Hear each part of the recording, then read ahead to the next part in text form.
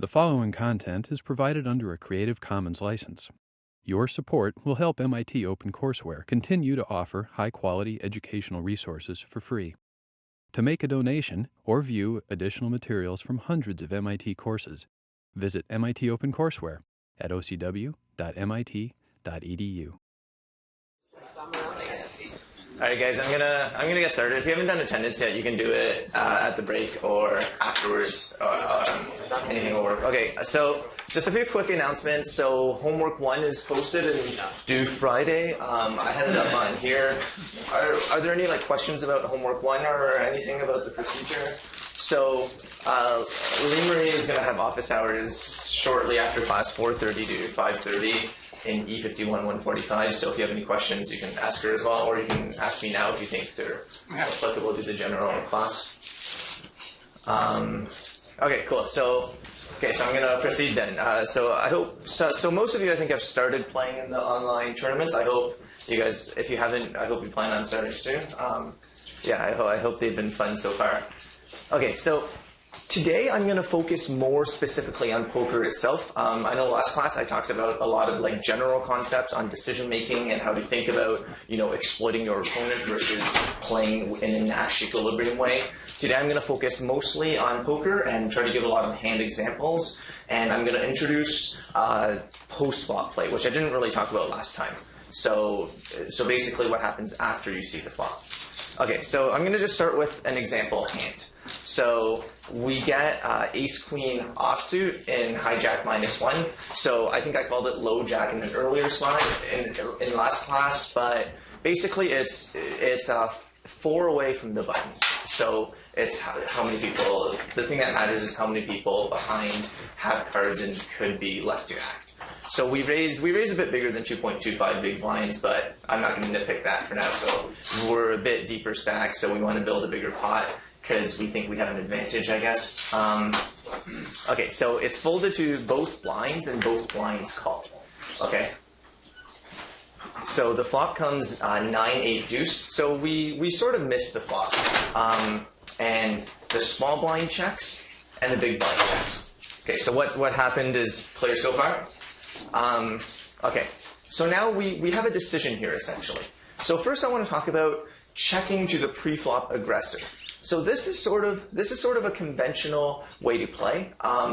So they both check. So we were the pre-flop aggressor. So in this case, I mean by pre-flop aggressor, the person who put in the last raise pre-flop. And the reason why this is significant is because in some sense, we have a stronger range of hands than they do.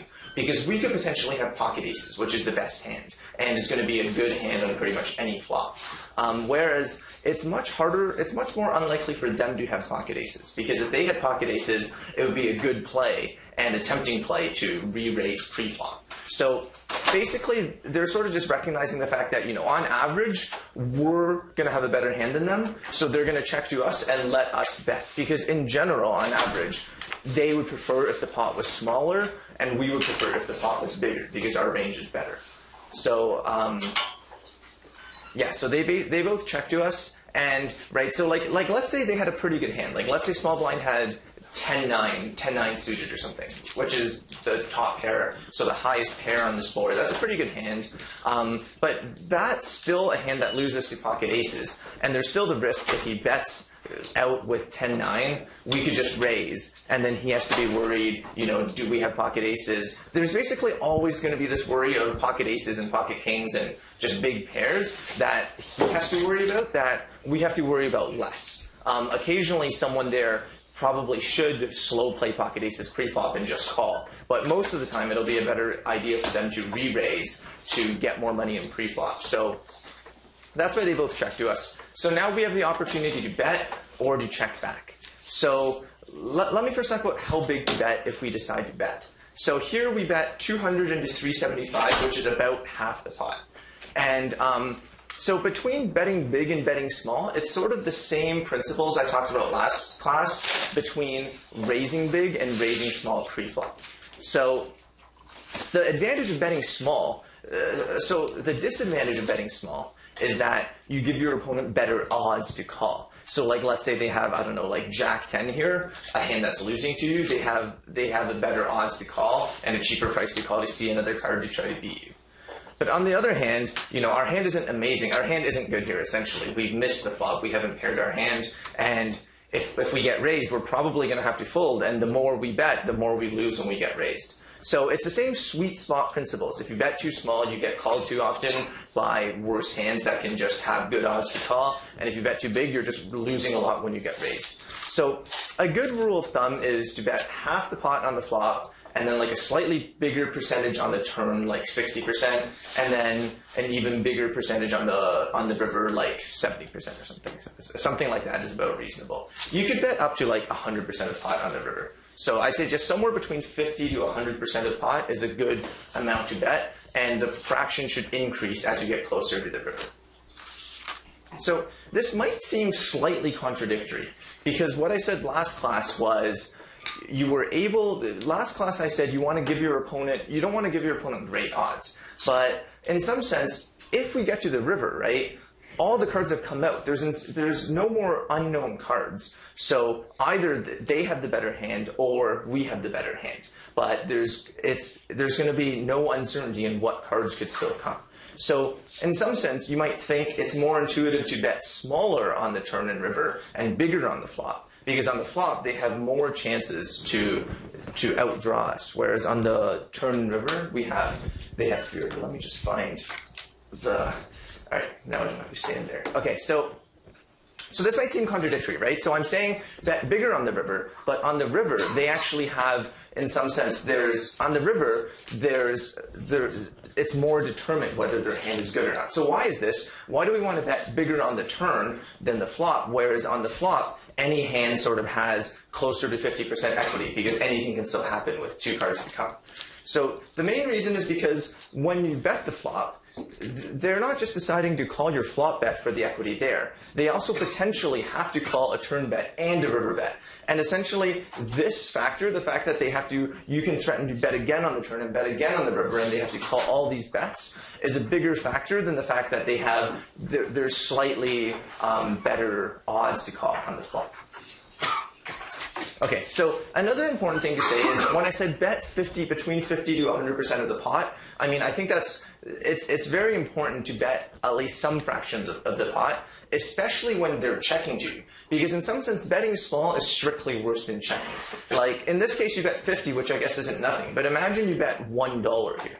The issue with this is the rules of betting say, right, if anyone bets any positive amount, then the guys who checked now have a chance to check raise. So if you're betting small, which is almost the same as checking, all you're doing is giving your opponent a free option. You're allowing them the opportunity to say, okay, I could have just, like, if you check, you see the turn, and the turn comes. But by betting, now they have the opportunity, a second chance to bet. Yeah. How does this change if you have, like, the nuts? Should you bet? Like, you want calls at that point, right? Right, exactly, yeah. So I'm going to get to that, yeah. So if you have a good hand, yeah, you'll bet too because you want calls. Right now I'm just talking about a general strategy to play with your entire range of hands. And in general, I guess that's how I'm trying to encourage people to think about poker in this class. Like, instead of thinking about what cards do I have and what cards do my opponent have, I try to talk in terms of what is the probability distribution over my opponent's hands and what's the probability distribution over my hands in his eyes, essentially. So I'm just talking about a general scenario, yeah. Okay, cool. So, right, so you never want to bet too small, basically. It's better to just not bet. There's no point to bet really small because you're giving away a free option. Okay, so yeah, so this is what I just said, essentially. Because remember, just because they checked doesn't mean they have bad hands. They're often checking regardless for the reasons I described earlier. Okay, so in this situation, with ace-queen offsuit, I think both betting 200 and checking are reasonable plays. And let's analyze the advantages and disadvantages of both. So the advantage of betting 200 is that you don't give some garbage hand like king-jack a chance to outdraw you. So in this situation, if we bet 200, probably if someone had king-jack, they'll probably just fold because it's almost one of the worst hands on this board.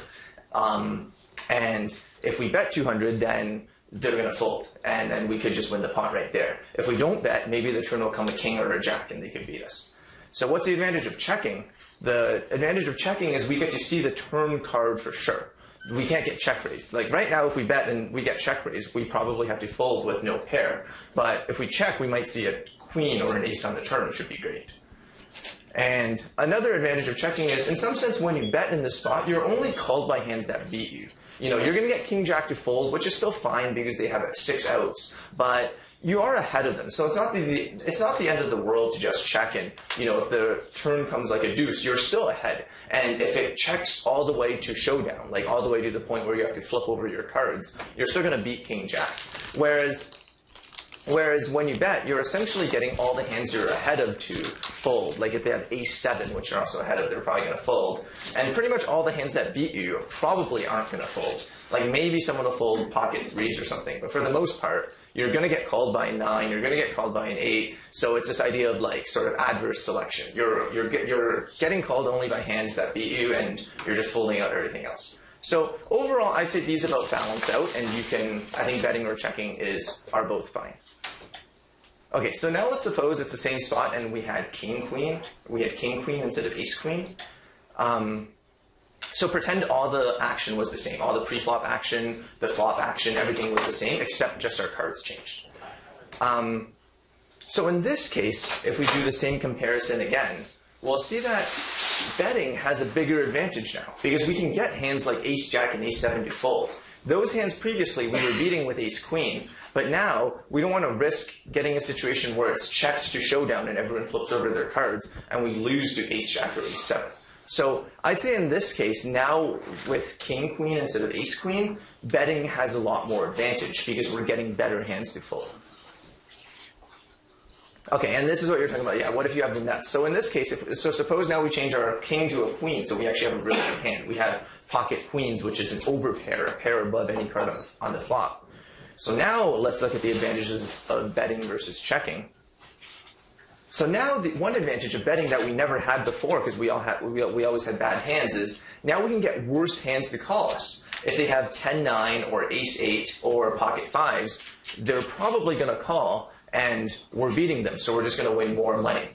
And the advantage of checking is essentially none. So the correct play, I think, is clearly to bet in this situation. So essentially what I'm trying to get at is, so I call this the fundamental theorem of poker. It's sort of a made-up term. But essentially, so one of the main things you should realize when you're betting post-flop is a bet basically accomplishes one of two things. So with your good hands, you want to bet because you can get them to call with worse but still good hands. And we call this value betting. So with the pocket queens, this is what you're doing is value betting when you bet.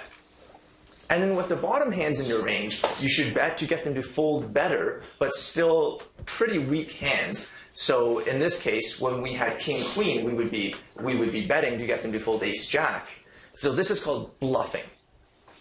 So essentially, the point of a bet should either be a value bet because you have a really good hand, or a bluff because you have a really bad hand. And you want to sort of think in terms of that way. And you know, if you ever find yourself making a bet and you're not sure whether it's a value bet or a bluff, then chances are you maybe shouldn't be betting. So with the middle hands in your range, you should check, because if you bet, you fold out all the weaker hands and you keep in all the stronger hands. Okay, does that make sense? So this is like the fundamental concept in poker, essentially, that we should try to realize. Okay, so I sort of made this diagram. So the best hands are at the top of the rectangles, the worst hands are at the bottom. So once again, we're thinking in terms of our entire range of possibilities. So post-flop, we want to sort of, so that's on the left. Post-flop, we want to bet the best hands, bluff the worst hands, and then check things in the middle.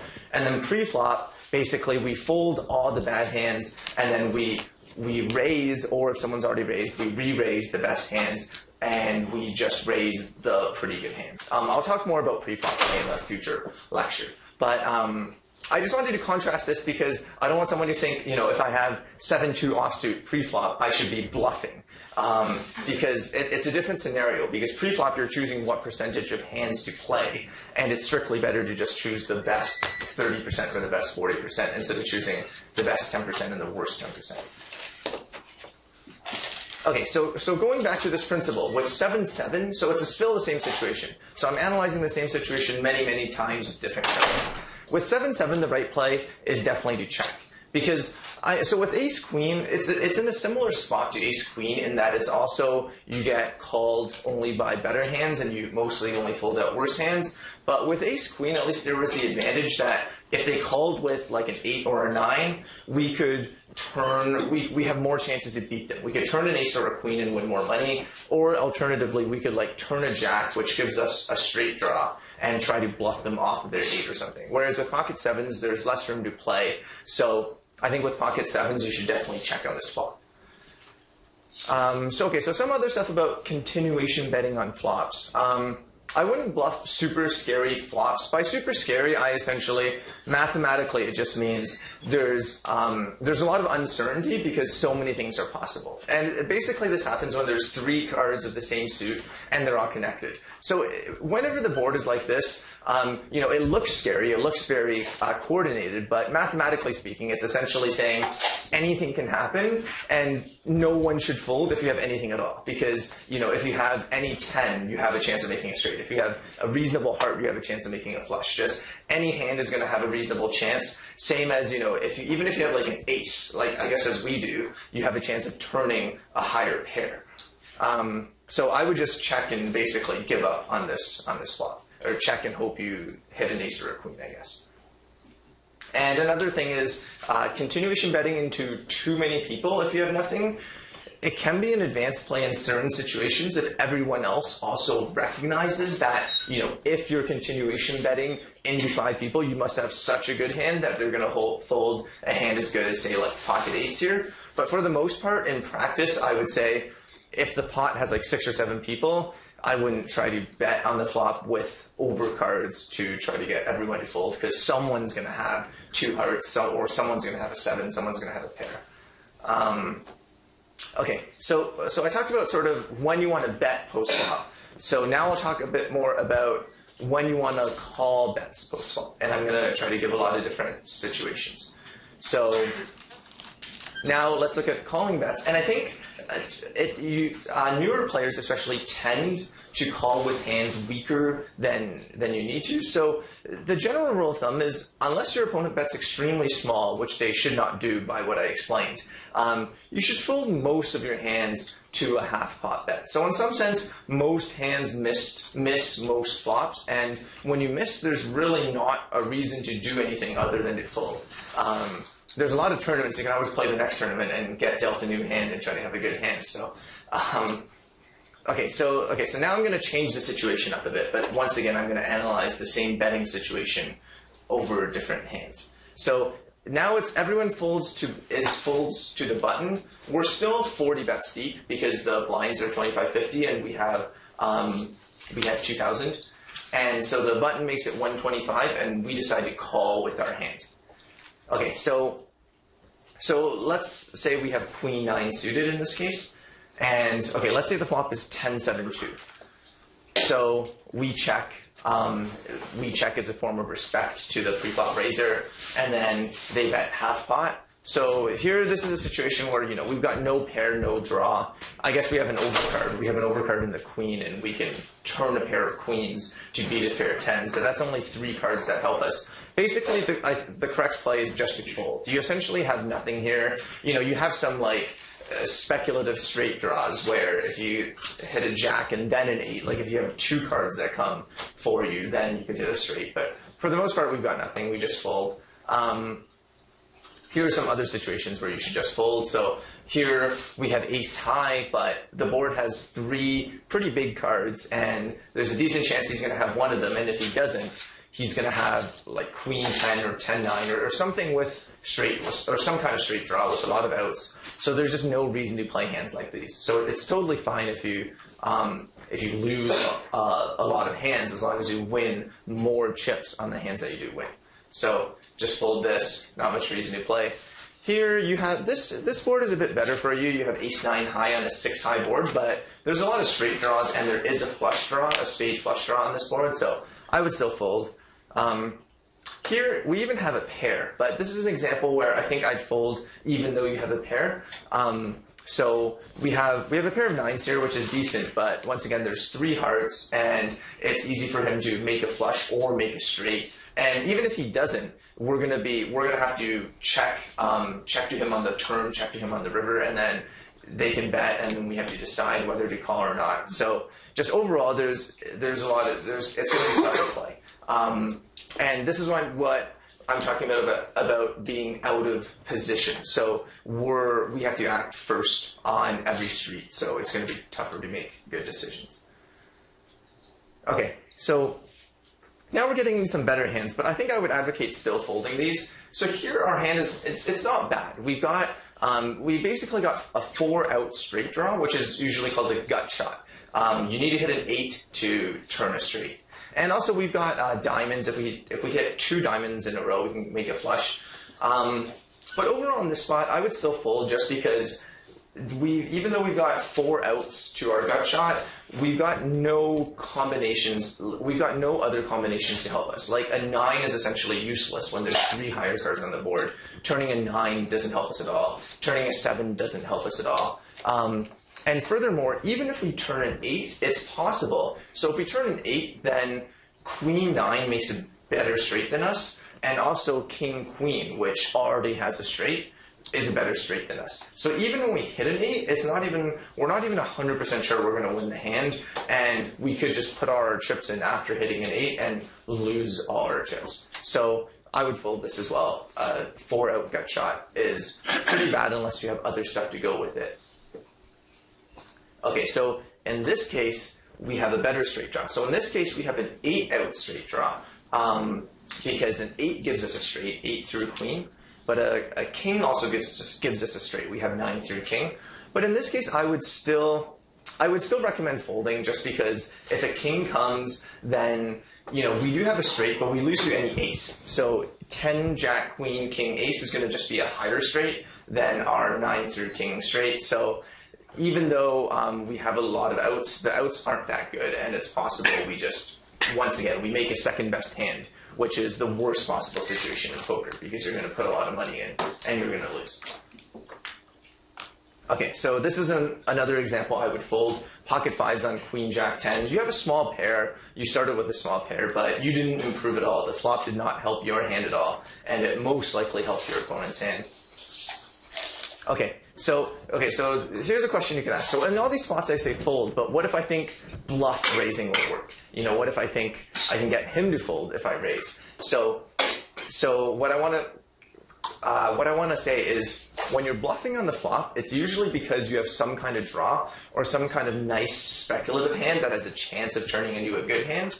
And all the examples I showed, not only are our hands bad, there's not that many good cards for us, with the exception of maybe the 7-9 hand, where if you turn an 8, it's pretty good. But yeah, even this hand, if you turn an 8, it's not that good because the board is then going to be 8, 10, Jack, Queen. So we're only playing with a 1-card straight, which is still fairly easy to put us on. Okay, so before I get to spots where maybe we want to raise, potentially bluff raise, let me just go through some spots where I think calling is a pretty good play. So here, I think calling with ace-9 high on this board is reasonable. In the example where I said you should fold, the flop was 6-5-4, and there was a flush draw. So there were straight draws and flush draws.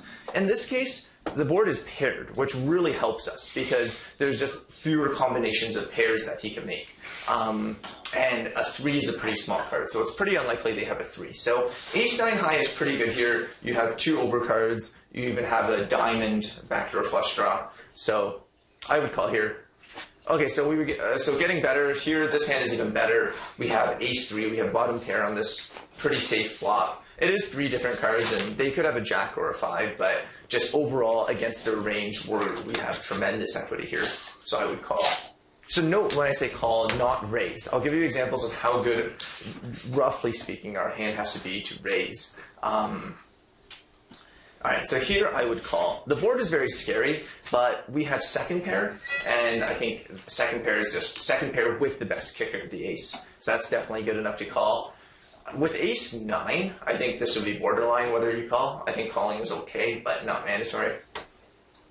Okay, Here's another example, second pair on a safer board. This is a pretty good hand. I mean, if they've got an ace, we're not drawing to that many outs, but if they don't have an ace, they're not drawing to that many outs. So it's because whenever big cards come on the flop, like an ace and a king, in some sense, even if there's flush and straight draws, more of who's going to win has been decided. Because if you've got a big pair, like if you've got an ace or a king, then there's not like an even bigger card that can come on the turn to beat you. And if you don't have it, then you know, it's like if you have 10-9, even if you turn it 10, you're not going to outdraw ace 7. So here I would just call. Here you have a pretty good pair, pocket eights on 9-3-3. You have a very good hand here, but I just think in this case where there's no flush draws, no straight draws, there's not really that much reason to raise, because it's not like you're going to get called by worse hands that often, that I would still only call, even though in some sense your hand is very, very strong here. Like I would expect you to have the better hand more than 80% of the time, but the problem is when you raise, they're only playing the 20% that beats you, which is hands with 9s, hands with 3s, and like pocket 10s plus. So here I would also recommend calling, even though we have top pair. So top pair, the highest pair on the board. It's a pair of aces, which seems, it seems like we have a good hand we should raise. But once again, our other card, which is very relevant, is very small in this case. So we're going to lose to ace queen, any kind of big ace. And furthermore, there's not that much reason to raise, because we're not that scared of letting him see a turn card with, say, 10-9. Because even if he turns a 10 or a 9, he's not going to beat us. So the reason to raise is essentially to not let your opponent see more cards and give them outs, but they don't have that many outs if we're ahead of them. You can say this is like a way ahead, way behind situation. That's some terminology that you might hear, which basically means you're either way ahead because they don't have an ace, or you're way behind because they've got ace queen. And when you're way ahead or way behind, you don't really want to be raising, because he's just going to call you when you're way behind, and he's just going to fold when you're way ahead. Okay, so here we're getting into some pretty good hands. Ace jack on jack 10-9 with the flush draw. I think if you raise, it wouldn't be the end of the world. The issue is I think 2,000 chips when the blinds were only 25-50 is still a bit much to put in your entire stack on this flop. And just because even though you have top pair with the best kicker, there's a lot of straights, and even if let's say they have like queen 9 of hearts, a hand that's behind of you currently because they only have a pair of 9s, there's just going to be so many straight and flush outs they're going to have that you're never really getting it in ahead of equity by that much. So I would just call and see what the turn is. But that's maybe one of the examples of the strongest hands you can have where I would still recommend calling. In this case, we've got a small overpair, but I would still call, even though once again we have the best hand probably 80% plus of the time. But once again, when you raise, you're only getting played back at by the 20% that beats you.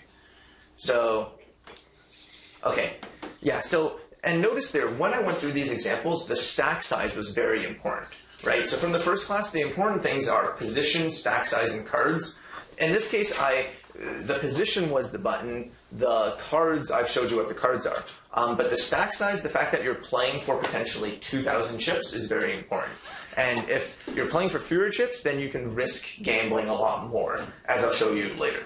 Okay, so another note is you could argue for check raising in some of these call situations, especially the ones where your hand was more vulnerable to overcards. So let me just quickly run through them again. So I'll describe what they are. So this is one of them. Because here you could argue, okay, I want to raise because if I call, what if he has jack 10? Then he has 6 outs, right? Here, this is another example. What if they have 10-9? They can turn a 10 or a 9 and beat us.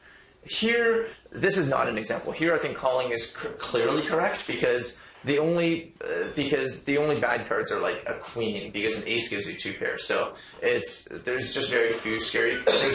The board is already scary, and there's not that many overcards that could come. This is another example because in this case there's actually no scary cards in some sense. No card that you're afraid of giving him. This is an example where you could argue for raising. You don't want jack 10 to see another card. That's reasonable, yeah. Here, there's no risk. It's completely safe, so I would never raise. Here, I guess there are some bad cards, but if you raise, they can just call with their draws anyway to try to hit. So here, this is an example where you could argue for raising to not let them see a turn card. Okay, so yeah, these are reasonable arguments, and I think raising some of these call hands would not be a terrible play. But I think for most of these, the advantages of calling still outweigh the advantages of raising, especially if your opponent is also capable of bluffing. Because, like, let's say you check raise. So let's say they make it 150, you make it 400, and then let's say they go all in. But they're going to go all in not only with hands that beat you, like pocket sevens plus. They'll also occasionally do this with hands like ace 3 or ace 4, hands that have an overcard in the ace, but also have a gut shot straight draw, like ace 3 or ace 4 can make a straight. Then you're just in a very tough spot. Basically, if you call, you're not in a good situation because you're often behind. But if you fold, then you're also folding to a lot of weaker hands. So there's just a lot of ways for the hand to go badly if you raise, because your hand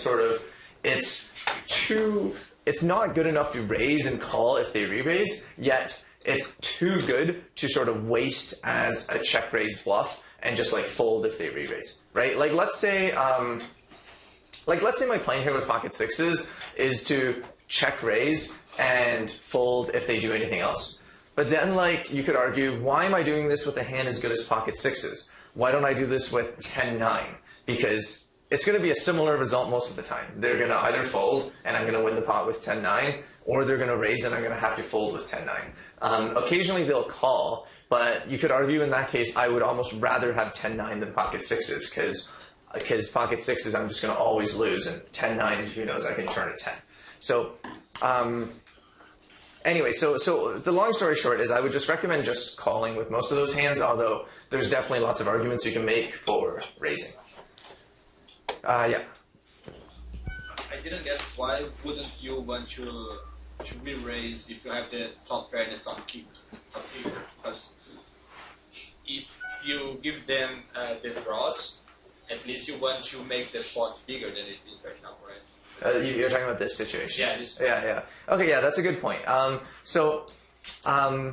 Yeah, I think that the main reason is just your overall equity against their range is pretty low on this board compared to an average situation if you have top pair, top kicker. Like if the board is Jack 7-2, your equity against their range is probably something like 85%. Whereas on this board, your equity is just overall a lot less. There's a lot more hands that beat you, so there's a lot higher probability that if you raise and call and put all your money in, that you're behind, basically.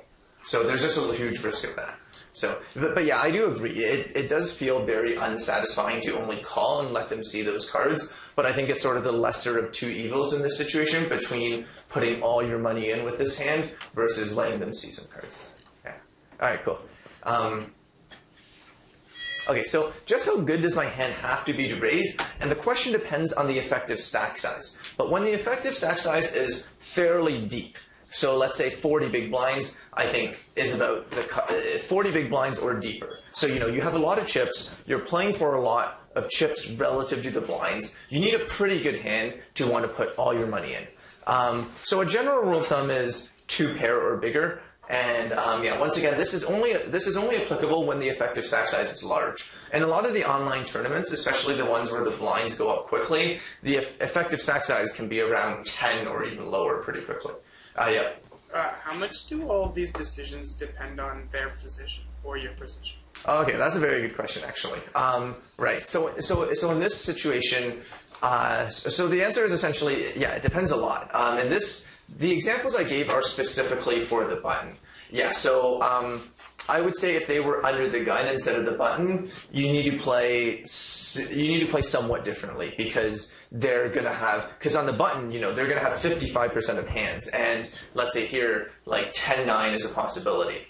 But actually, maybe a better example is, I think this is a board where it's really different because if they raise from the button, they could have 55% of hands, and ace 3 is a pretty good hand here. But if they raise from under the gun and they're pretty tight and their range is pocket 8s or better and ace queen, ace jack, ace king, then you're doing a lot worse.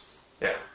Yeah, so it definitely matters a lot, and yeah, I mean, yeah. So I guess I can't go through every single possibility, right? Like this position, this stack size with this. So yeah, so you do have to do a bit of extrapolation. Like if they're right now in these examples, they're the button. If they're the cutoff, their range is going to be a bit stronger. If they're the hijack, their range will be a bit stronger. Yeah, that's a very good question. Yeah, very very good point. Yeah, because in all the analysis I just did, I'm assuming their range includes hands as bad as like 8-7 suited and stuff, which isn't going to be the case if they were earlier positioned. Okay, so, all right, so how good does my hand have to be to raise? So 2 pair or better, but by 2 pair or better, I mean 2 pair where both of your cards make a pair. Here, where 1 pair is on the flop, I wouldn't count this as 2 pair. And this 2 pair is complete trash because any heart beats you, so I wouldn't go on here. This one's also pretty bad.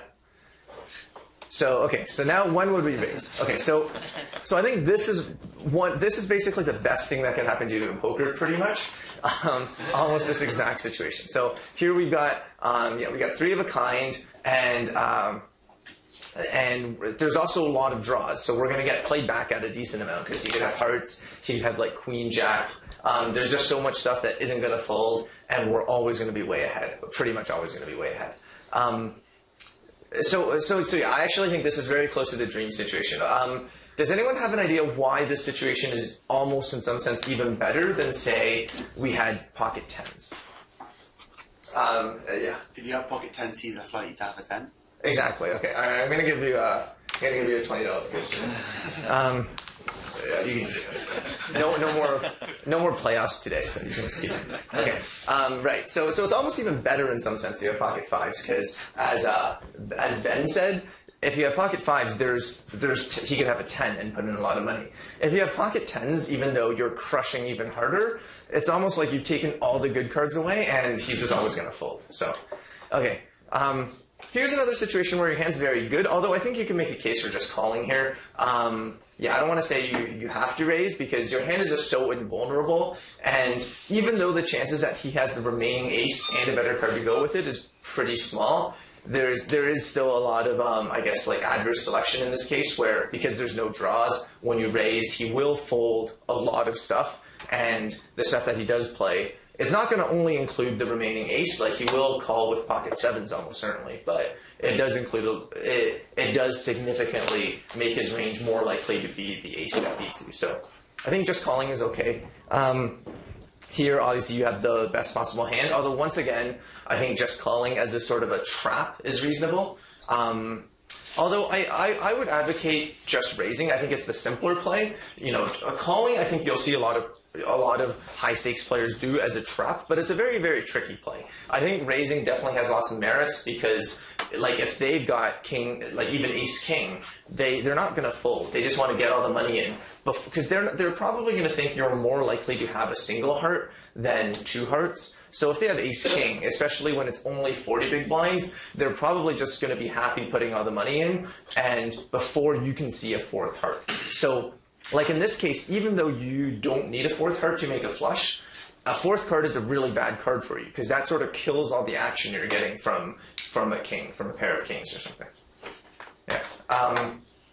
Okay, so this is a similar situation, although in this case I would say a raise is mandatory. In the previous case, I think it's not mandatory because your hand is so safe. If you decide to try to trap your opponent, you'll never end up trapping yourself. Whereas here, if they just have any heart higher than a 6, if a 4th heart comes, they're beating you now. And worst of all is, let's say they have 10 of hearts, 9 of diamonds. If you raise, you could have easily gotten them to fold that 10 of hearts, probably. Although the 10 of hearts, 9 of diamonds is a bit good. Let's say like 9 of hearts, 8 of diamonds. They almost certainly would have folded their higher heart. And now you just lost an entire pot because you didn't raise. So here I would raise. You have a straight. You are drawing dead if they have a flush, but with only 40 big blinds, I think the chances of a flush is unlikely enough. Getting it in is okay. With 100 big blinds, you could still raise, but probably not go all in. 2 pair. The board is sort of scary, but 2 pair is definitely good enough here. So, All right, so these are examples where you had really good hands, and I said you should just raise and get the money in and be happy about it. So do I need such a good hand? There's some other situations where a one-pair hand is sort of good enough. And so coming back to the ace-jack example you asked, so we'll see some of that. Okay, so in this case, I think if you have pocket aces, that's definitely good enough to get it in. Although you shouldn't have pocket aces that often here, because most of the time you should be re-raising pre-flop. But you know, if you decide not to raise pocket aces pre-flop and you end up with it here, then I guess raising is good. You're going to be having the better hand. Although, you know, if you were trapping them pre-flop, maybe you just want to trap them again and call again, since there's not that many scary cards. So here's an example of an ace-jack situation where I think getting in is fine, just because there's still draws and there's still lots of worse hands that will give you action, but overall your equity against their range is much, much higher on Jack 7 deuce than Jack 10 9. So I would just raise and be happy getting in 40 big blinds here. Here's a similar example, King Jack, but we've also got the second best flush draw, so it's just very hard to get it in bad. Okay, so we'll see some examples where we have fewer chips. So in the last case, all the hands, we essentially had 40 big blinds, essentially had a lot of chips. So now let's look at a situation where all the players, so we only have 1250 to start the hand. So that's 25 big blinds. And, okay, so in this case, even if you got top pair with a mediocre kicker, I would just be prepared to go all in because we were risking a lot fewer chips. We're risking a lot fewer chips relative to the blinds. So here I would just go all in. So here are some, so I'm showing you some examples where, you know, if I'm 40 or more big blinds deep, I wouldn't be happy getting all my money in. But when I'm only 25 big blinds deep, I'm very happy to get all my money in. This is another example, top pair, top kicker. It is a scary board in some sense, but you just got to gamble for it when the pot is already so big on the flop relative to your stack. Same thing again here. So earlier I had some examples of this similar to this where I said you just call, but when you've only got 4 to 5 times the flop, 4 to 5 times the pot on the flop, I would just go for it. Okay, I'll quickly run through this section. This section. This is a slightly more advanced play where you don't check to the pre-flop raiser. So this whole time I've been talking about checking to the pre-flop raiser as a form of respect, respecting that the pre-flop raiser's range contains aces and yours probably doesn't. So when do we want to lead? So from a theoretical point of view, so from a trying to play optimally point of view, essentially we want to lead flops that hit our range better than his, even though his range contains aces, which is like a universal best hand. So they're rare, but they do exist. And I think it's okay if you never lead, but I'm going to quickly run through this section, showing some examples where I think leading is fine. But I think it's an advanced, unnecessary play. So, okay, so here's an example. I hope this is visible. So we're pretty shallow here. So most of the situations where leading is good, you're fairly shallow. So cutoff, one from the button makes it 1200 at 300, 600, and there's antes. So we call with 9 deuce suited with 4.5 to 1 odds. Okay, so here we flop 2, 5, 6, and I lead a third of pot, planning essentially to get all my money in. Because we're so shallow. Like I only started the hand with 10 big blinds. Essentially any pair is going to be good enough to get all my money in. Although maybe not if he raised from under the gun. But from cutoff, I'm happy to put all my money in against this. So what's the rationale? So our hand's good enough to put all our money in, and it's essentially a better flop for our range because we're short enough where the immediate equity preflop means so much to us that we're calling a very wide range of hands. Basically, a lot of hands that includes 2s, 3s, 4s, 5s, and 6s. Whereas his range, he opened from button, he opened from cutoff. You know, even though it contains more monstrous hands than ours, like pocket aces, it also just contains a lot of hands like Jack 10, Queen 10, basically hands that don't connect with this board, because if he had 6-5, he probably isn't going to open. At least I don't think by my recommendations he should be opening 6-5, whereas we can have hands like 6-5, we can have hands like 4-3. So I lead here. So it's basically essentially saying, I'm no longer respecting you because the flop came in a very specific way where now my range of hands is actually better than your range of hands. So I'm essentially the pre-flop aggressor. And I'm going to bet and try to make the pot big and force you into a tough situation with your weaker range. And we can play like this with our good hands and with our bad hands, like 7-3. We have a gut shot, but we can bluff with it. So here's another example. So under the gun raises, we call with ace-9 suited, which I think is a bit speculative, but whatever. We decide to call, and we lead a 10-7-5 flop where we have a flush draw. And once again, I think it's reasonable. So it's deep. It's fairly deep, but we can have, even though they can have aces, we can have more hands like we can have more pocket 5s, pocket 7s type hands than him who might not open those. And also, he almost certainly isn't ever going to have 9-8 of diamonds or Jack 9 of diamonds, hands that are basically monstrous draws, whereas we can. So once again, I bet because I don't really want him to check back ace-king or pocket 8s or something, which he probably will because, if they have ace-king, they're going to think the board is fairly scary. They're probably not going to fold that much because there's so many draws if I bet. So they're just going to check back ace-king. And that essentially has two problems. Is we're not beating ace-king unless we improve. So by betting, we just make the pot bigger against ace-king and 9s, and we can get them to fold. Whereas if we check, it might just get checked down. One caveat about leading though is if your opponent knows leading is part of your strategy, then your range is significantly weaker when you actually check. So as a result, if your opponent knows you're the type of player who, let's say on a, so this is really getting next level, but if they know that you're the type of player who will lead a lot of your hands on a 2-5-6 flop in this specific situation, then when you check to them with a hand like Jack 10, they can basically just bet and know you'll almost certainly fold because you're leading a lot of your good hands. So that's another caveat about leading.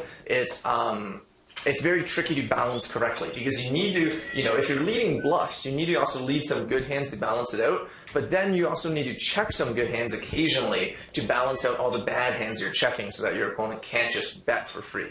So it's a very tricky play. I wanted to quickly run through it to just say it's out there and, when you watch poker and you see people not automatically check to the pre-flop aggressor, sort of give you an idea of why. But it is a fairly advanced and tricky play, and it's easy to make mistakes leading, which is why I think, I think it's fine if throughout this course you never lead.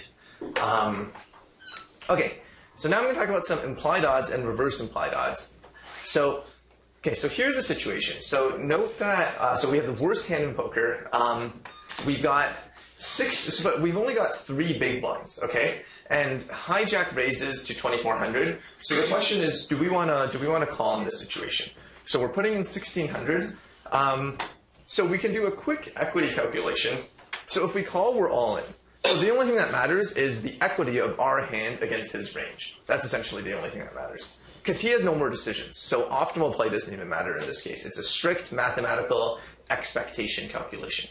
And we're actually, so we need to call it 2 big blinds. So 1,600, that's 2 big blinds to win how much is already in the pot. Is 5.5, right? 5.5 big blinds. So they made a big raise here. They made it 3x. So we need 2 over 7.5, which is 27% equity. And if we put them on a reasonable range from that position, we have 28% equity, which is enough to call. So I think calling is a fine play. Okay, I'm not making fun of this person, who I think probably was me. Calling is a fine play. And so now, but I want to emphasize, okay, so if calling is a good play because it's positive expectancy, why don't we call when we have more chips?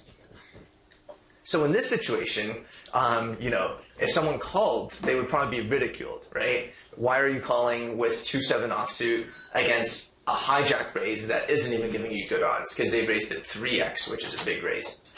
So why is it bad in this case when you have more chips? And the reason is essentially what's called reverse implied odds. So in the first situation, we called because we were all in and the equity calculation said we could. But in the second situation, even though the equity calculation is the same and we do have the right odds to call pre-flop, the hand isn't over. There's still potentially 46,000 more chips to be put in post-flop. And with a hand like 7-deuce offsuit, it's not only is it a weak hand, it's very hard to play. When we hit a pair, we hit a small pair, we're often not going to be sure whether we have the better hand. We're going to have to decide whether to fold or call him down, and we're often going to be wrong. So it's a very, very easy fold in this situation, even though you have the odds, because these reverse implied odds hurt you so much when there's still potentially 46,000 to play for post-flop. Okay, so here, let's say instead of 7-2 offsuit, I had ace-2 offsuit. I would still fold. So if you do the same equity calculation, we actually have 43% against his range, which is tremendous. But you only need 27% equity to all in, right? So why would we fold when we have 43% equity and we only need 27% equity? The reason is because, once again, reverse implied odds. So there used to actually be this way you could cheat in online poker. So they had this thing called disconnect protection, which is if someone disconnects, this is really stupid. And I got cheated by this so many times. Basically, if you disconnected, instead of your hand getting folded, essentially there's no more betting and all the cards are dealt, and the person who wins the hand just wins the pot. Okay, so essentially by disconnecting, you could say, okay, screw you, there's no more betting, we're just going to see until the river, and whoever wins the hand is going to win the whole pot. So basically you could cheat in this situation even if you had 7-2 offsuit by just calling and then disconnecting immediately, and then none of this reverse implied odds exist. But you can't cheat like this anymore, so don't try to make that play. So yeah, so in this case, even though you have 43% equity, I would fold. Here with 9-8 suited, it's a whole different story. We only have 37% equity, which is worse than 43%, but I would call. With 9-8 suited, you can make a flush and make a better hand than him. You can make a straight and get him to put in a lot of money with a good pair.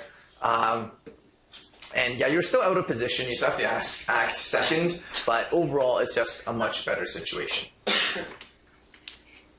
Okay, so now I want to talk about implied odds. So with the 9-8 suited, I sort of talked about it's the implied odds. The fact that you still have to play for more chips after on the turn and river almost works in your favor, because you can make straights and flushes and have a very good hand and be fairly certain you're winning and get him to put in more money with a worse hand. So implied odds is basically, yeah, it's when the odds are in your favor because you're playing a hand that plays well post flop. Okay, so let's look at an example where implied odds I think are good. So this is called set mining. This is a play that's, I think, so I'm going to go through it even though it's a play that's sort of dying in poker. I think it's a play that no longer works that well in practice nowadays, at least at at fairly high stakes. But it's, in theory, I think it teaches you a very good thing about implied odds. So in this case, under the gun raises to 3x, 2400 when the blinds are 400, 800, and we decide to call. So if you do the calculation, we don't have enough equity to call. But why do we call? So essentially, we're in position because we have the button, and also we can win essentially a huge pot when we hit a third deuce. So now this only happens a small percent of the time. If you do the calculation, this happens roughly 1/8 of the time. You're going to hit a third deuce 1/8 of the time, and essentially when you don't hit a deuce, you're against an under the gun raise. So he's going to have a really strong range. You're going to lose the pot 7/8 of the time. Essentially, roughly speaking. So what this is essentially saying is, if I'm only winning the pot 1/8 of the time, I need to win on average 8 times as much as I lose for it to be worth it, right? But the point is, at least back in the day in poker, you essentially do. Because when you do hit the deuce, they're going to have pocket aces or pocket kings, or, the flop will come ace 6-2 and they'll have ace king. They'll just have a tremendously good hand that's still crushed by your hand so often that you definitely, essentially 1/8 of the time you lose 2400 chips, and 7/8 of the time you lose 2400 chips, and 1/8 of the time you win their whole stack of 80,000 chips. Essentially is what the best situation is. So, yeah, so you need a lot of chips for this to be a good play. Even if you have 40 big blinds, which is by our standards fairly deep, it's still not that good because once again, you only win 1/8 of the time. So you really need to win a lot when you win. And when you hit a 2, it's not 100% sure that he's going to put in all his money. So basically, you're only winning a huge pot even less than 1/8. Like you need to hit a 2 and you need them to have aces or kings. So that's going to be like 1/20th or whatever. But the point is, if if the stack is so deep, then it's still worth it, is essentially. And the reason why it's sort of dying in poker is because I think, nowadays players are good enough where even if they have aces under the gun, sort of they realize the optimal strategy isn't to always put all your money in on a 7-5-2 flop. But yeah, long story short, I think this is a fine play. I think it's fine if you do it in the current league because it's tough to fold aces on a 7-5 deuce flop. And yeah, I think it's a good play to know about at least. So here's another hand.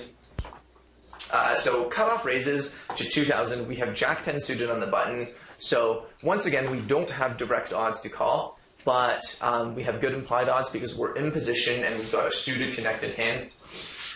Okay, so I'm going to go through the whole hand because there's going to be more examples of implied odds here. So both blinds fold and the pre-flop aggressor, the cutoff continuation bets about a bit less than half of pot.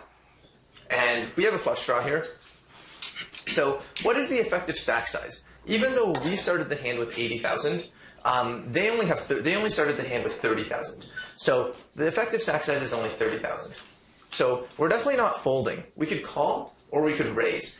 The problem with raising is when we raise and they go all in, we're sort of in a really crappy situation where our hand's too good to really want to fold, but too weak to have the odds to call is all in.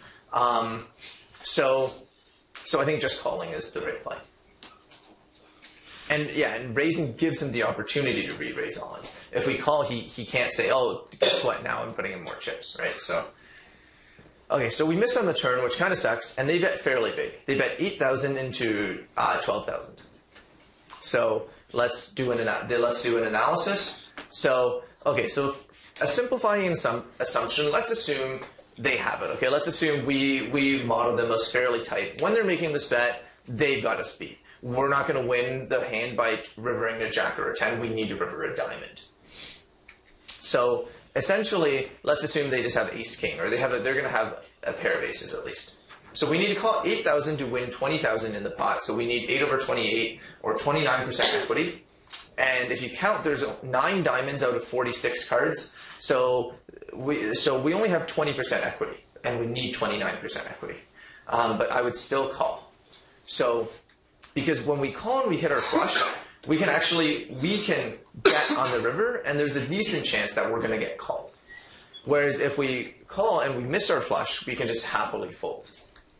Does that make sense to everyone? So we don't really have the odds to call here, but we call because we can, if we hit our diamond, we can go all in on the river, and there's a decent chance they're going to call us and we're going to win more money. So we actually do have the odds, essentially. We have the implied odds. Okay, so here's a similar scenario. So pretend the same thing happened, but this was the situation instead. In this case, I think we should definitely fold. So what changed was, instead of having 2 diamonds on the board and 2 diamonds in our hand, now there's 3 diamonds on the board and 1 diamond in our hand. So it's worse for many, many reasons. So one is when you only have 1 diamond in your hand and there's 3 diamonds on the board, the board, if they have like ace king, it's going to be more obvious that we probably have a flush if we bet on the river and they have like ace king. So they're probably just going to fold ace king. So we're not going to get paid off when we hit the diamond. And even worse, we're not even drawing to the best hand. Like, what if they have ace king with the king of diamonds? Then we're just crushed. We're drawing dead in this situation. There's no cards that can help us win. So that's just such a huge risk. So yeah, and also a small thing, but the board is paired. So it's possible they have like pocket aces or ace 5. They already have a full house. And even if we hit the best flush, we're not going to win. Okay, so Okay, so that was a good example, I think, of when you have the implied odds to call with your draw to try to hit, when you don't have the implied odds to try to hit. But we can also bluff with draws. So in all the examples I gave you before where you check raise the flop, we had a good hand, right? But obviously this is predictable. If they know that we only check raise their flop bet with 2 pair or better, they can just fold whenever they have 1 pair or worse, right? So draws, not only are they good for implied odds purposes where you call and then only put in more money when you hit, they're also very good for bluffing in certain situations. So essentially, what you'll realize is bluffing is sort of equivalent to having a draw in some sense. Because the hands you want to bluff with are the hands that have some draw value. So here's an example. The button raises to 1600. So we're 20 big blinds deep. And we're in the big blind with 10-9. And we call with our 4.5 to 1 odds. Okay, and the flop is Jack 10-5. So we've got what I would consider a good draw. So a good draw, I would say, usually means either an open-ended straight draw. So 4 in a row to a straight. So there's 8 potential cards that complete your straight. Or a flush draw, which usually has 9 outs. Okay, and then they bet 2,500. And then we go all in this situation. Essentially, we're bluffing. We're hoping they fold. But why is this a good play? So, it seems pretty sane to just call instead, right? Because we can call, we can have perfect information of when we hit, when we don't, and only risk more money if we do. But it's actually also quite a good play to go all in. Because, even though it looks like we have a bad hand to be risking all our chips, because we only have 10 high, the point is, the fact that we have 10 high doesn't matter.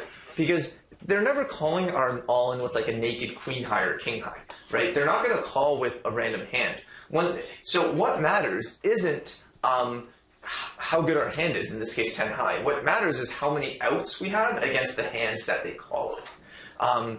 So in this case, we're always going to have 8 outs. Even if they have the best possible hand, like pocket jacks, we're still going to have 8 outs. So this is a great hand to bluff with, because if we call, we might just lose the pot to like queen high by the river. Whereas if we check raise all in, it's essentially the opposite of what I was talking about before with like being adversely selected. Here it's just essentially being beneficially selected, because all the hands that barely beat you, he's going to fold. And if they have a hand as good as when they have a hand as good as Jack, it's almost like wasted.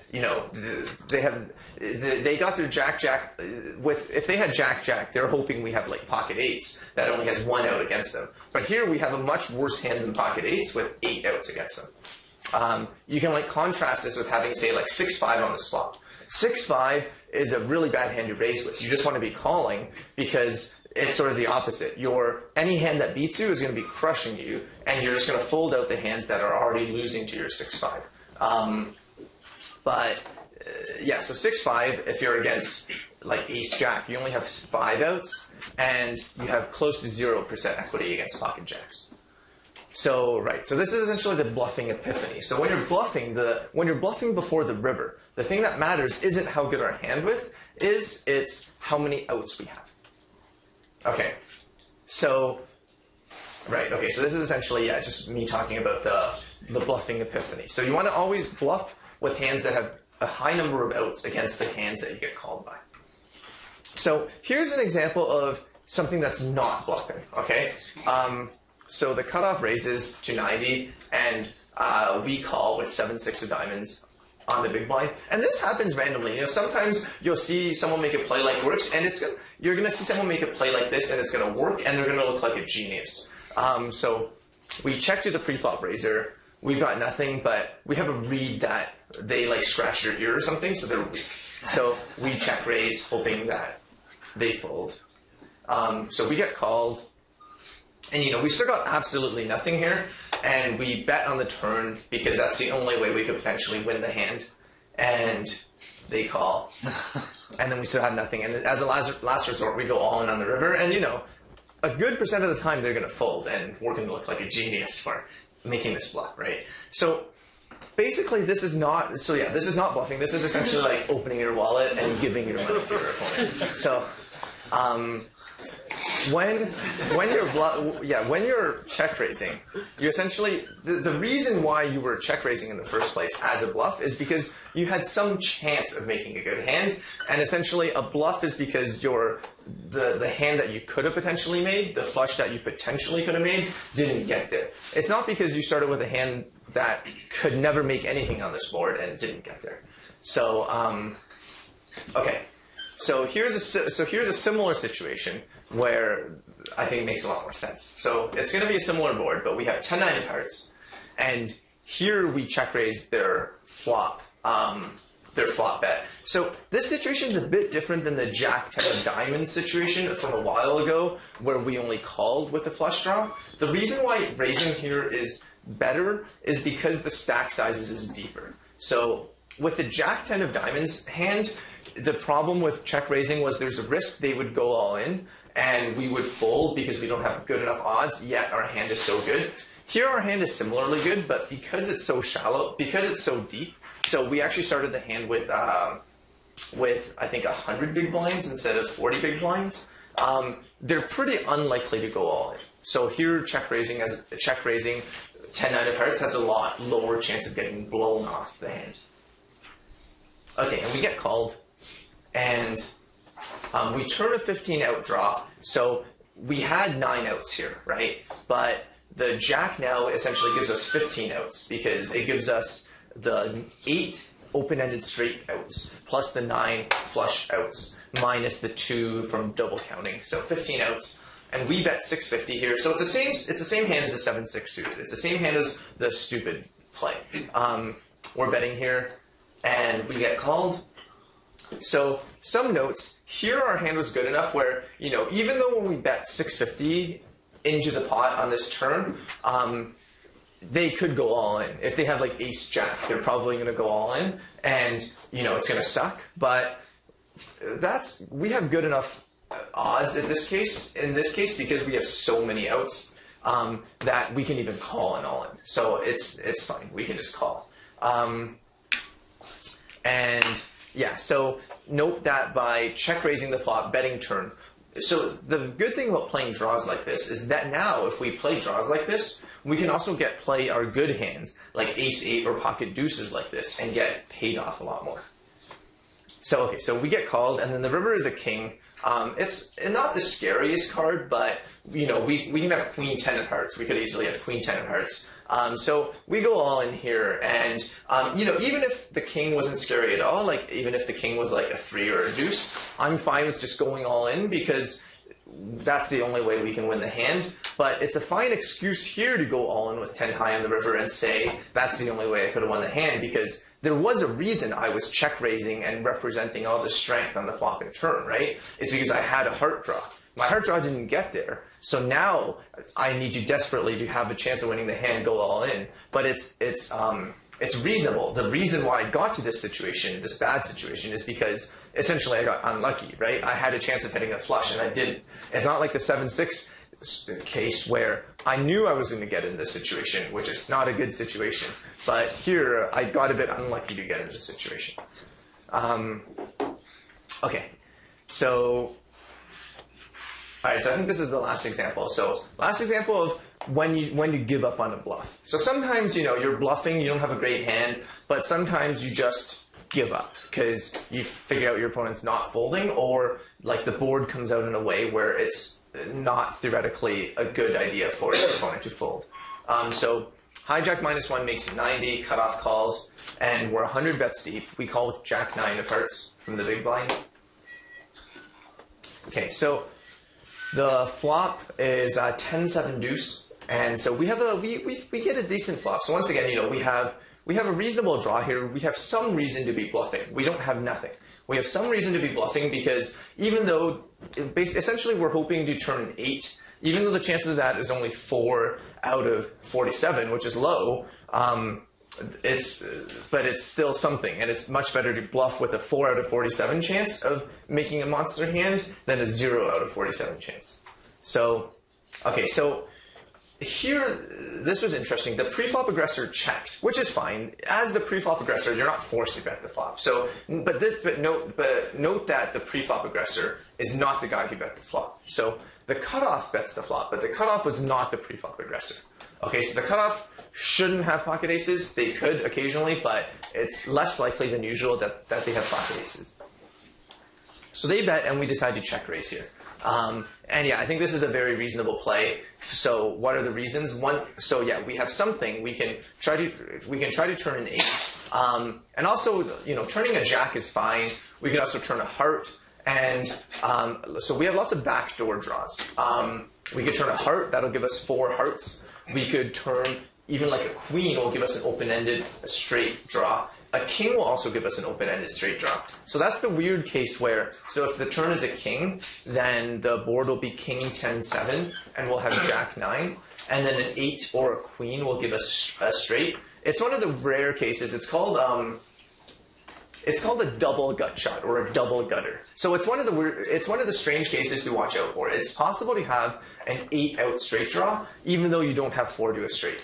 So one example is where you have like, it's like this one where you have a king and then jack 10-9 and then 7. And another example is where, let's say you have like king jack on an ace 10-7-6 board, then essentially it's ace king blank, jack 10 blank, 8-7. So then you can have a hit a 9 or a queen. So there's a couple of weird straight draws you can have. But anyways, the point is, so yeah, I think this is a good play, not only because we have a crappy hand that's basically a crappy draw is a really good hand to bluff with, but also the fact that their range isn't particularly strong here because they can't really have aces. So they can have pocket 7s or pocket deuces, I guess. But also we're attacking the fact that he's not the pre-flop raiser, so their range isn't that strong. Okay, so hijack -1, the pre-flop aggressor gets out of the way, and then cutoff calls us. And then the turn is a 7, which is basically the worst card in the deck for us, I'd say, the 7 of clubs. Even if it was like the 7 of spades, it would have been better. So why is this the worst card? So first of all, it doesn't help us at all, right? It doesn't give us any kind of better straight draw or better flush draw or a pair. And furthermore, it's fairly safe. Even if the turn was an ace, we could at least pretend we have an ace. The 7 is a fairly safe card. If they have a pair of 10s, they're not jeopardized because an ace came.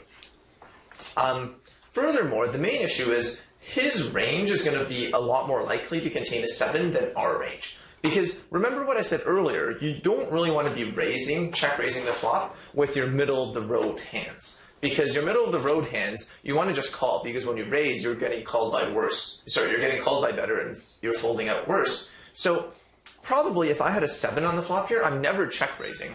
So basically I can't have a 7 here. And furthermore, they're a lot more likely to have a 7. So this just really hurts us. Essentially, it's just a bad situation where their range is a lot stronger than our range. And basically the best thing we can do is just fold our hand. There's no point to try to continue bluffing. Like, it's sort of like playing the who's taller game where you don't get to see my height, but you know that I was like malnourished as a kid. Like, you just know, on average, there's no way I'm going to be taller than you. So the right thing to do here is just stop or bluff. And it was like the worst card that came, but we just give up the hand, which is fine, and then they take down the pot. Right, so bluffing Epiphany 2 is basically, other than counting how many outs we have, it's important to analyze what we're representing. What else is in our range? We're bluffing, we don't have a good hand, but what's the good hand that we could potentially have in some other parallel universes that we're representing? And in this case, there just really isn't anything. So like an ace turn would have been fine. Even a 6 turn would have been okay because we could have represented 9-8. So one of the best times to bluff is when your draw missed, but a different draw completed. So like if you had a straight draw and you were bluffing the flop, and then the turn completes the flush, it's reasonable to bet. I mean, you do run into the risk that they have the flush, but also it's just they're going to be more scared of the flush. And similarly, yeah, like if you have a flush draw and the straight completes, you could also bet. Okay, so yeah, so ran through a lot of poker concepts today. So that's the end. I'll give a quick summary. So hopefully this will give people more ideas on how to play online. I know I sort of left you guys in the dark last time. I mean, I ran through things pretty quickly this time. But hopefully, you know, as you play more, it's okay if you didn't understand everything immediately, but hopefully as you play more, you'll be like, implied odds, or you'll be reminded of examples from this class. So yeah, so we covered continuation betting, the pre-flop aggressor, getting the respect, being able to bet, the fundamental theorem of poker about how you bet your good hands and bluff your bad hands. We analyzed different flops, and I tried to give you a general idea of what sorts of how good your hand needs to be on certain kinds of flops. And yeah, so when I showed you the different flops, you know, what I told you, I didn't like mathematically prove that calling is good or raising is good. It's basically just like from experience and from doing calculations. I know roughly your equity is good enough, but I didn't like mathematically prove it. So you essentially just have to trust me in that sense for the example of flops that I showed you, because I didn't show any calculations. Yeah, we talked about when to lead, we talked about implied odds, reverse implied odds, set mining, bluffing withdraws, and then the two bluffing epiphanies. And yeah, so it's important so basically it's much easier to play good hands than bad hands in poker in some sense, because when you have a good hand, you just bet and hope your opponent calls. But it's important to know how to play bad hands, aka bluff, so that your opponent also might call you when you have a good hand. Because if you're the type of player who never bluffs, then the game is uninteresting, right? So, because then your opponent just always folds whenever you do anything. So that's why it's important to think about the bluffing epiphanies. Okay, cool. Yeah, thanks. And hope you continue to play online.